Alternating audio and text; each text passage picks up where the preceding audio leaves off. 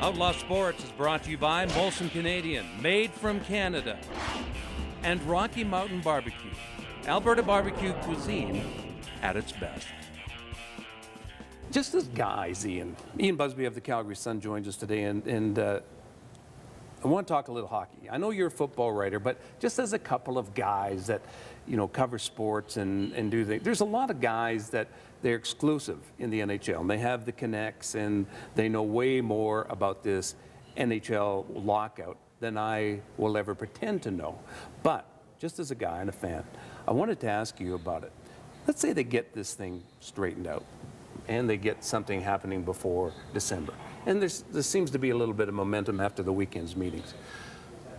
Do the fans come back? Now, in Canada, it's like hero worship, right? It's like they can do no wrong. They will come back in Canada no matter what, because it's Canada. Yeah. But, you have to look at what's going on in the States with the economy. It wasn't like it was the last time there was a strike. And secondly, they've seen this movie before, right? And I know in baseball, for example, when they came off of their season that they lost, they had Mark McGwire going after the home run record. And so it wasn't for a few years, but it took a while. Yeah, but they got it back. I'm looking at this league as, okay, why have there been 3 strikes? I mean, what's happening?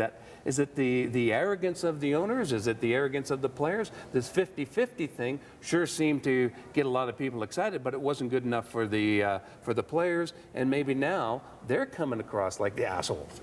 Well, and when that deal was offered, the 50-50, we'll split it down the middle and everything else can fall into place, that seemed to me like the tipping point, didn't it? Sure. I was thinking, okay, they're going to be back. Why would they stay out?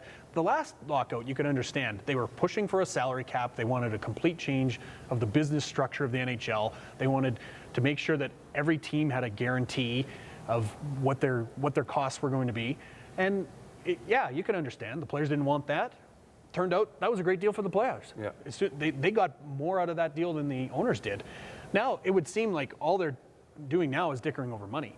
But if that's all you're doing, just figure it out. Yeah. Split the difference and get going. Why would you want to take more of a lesser pie than less of a bigger pie? Wouldn't it seem obvious to me that if their revenues drop from $3.3 billion to $2 billion, the players are going to get a lot less. Yep. So what are they holding on to now? But I'm not in those negotiating meetings, and I can imagine it's just 2 guys sitting across the table, waiting for the other one to talk, and then ignoring whatever the other one is saying and just talking about something else. No, it's like we're doing this. It was like, how's the weather today? And you'd be talking about something else. Yeah. One thing I wanted to ask, and I don't know how much of an impact it does make, but I noticed with the Winter Classic gone by, all of a sudden things have started to heat up. Now, NBC is a major player in this, and they put a lot of money into the NHL. A partner the NHL desperately needs if it is to succeed south of the border.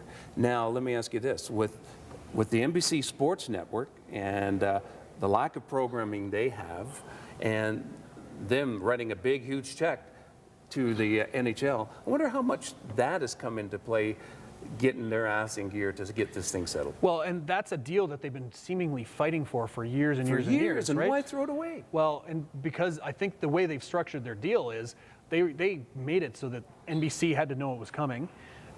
They built in that if they lose a year, they get another year on the back end, so the deal is just going to be as long as it was before. So they don't really have any stake in losing that. Now, NBC could be putting lots of pressure on it because come American Thanksgiving, which is about time Grey Cup week, they're not going to have programming that they were expected to have. Now they're going to have to fill hours with outdoor climbing and stuff like that. The old Versus Network, that's what they used to show, right? Yeah. So I don't know what they're going to do. It's going to be funny. We were thinking about the other day, well, back in 2004, 2005, what was the big craze on TV? Poker.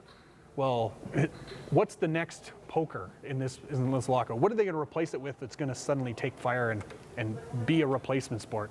NBC is going to have to figure, if they're going to figure out that they might not want to be in the business with the NHL if this is a continuous thing. This is the second time. If they lose a season, that'd be the second time they lost a full season. No other league has ever lost one. Yeah. what's to say it can't happen a third time? Yeah, yeah. Do you really want to be in business with somebody like that?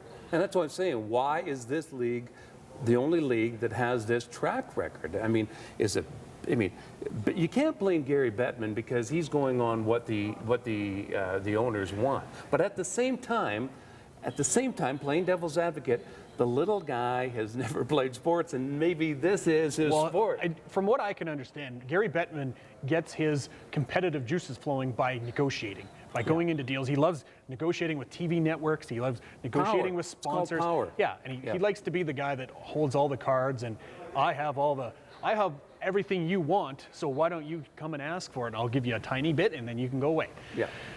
That's why.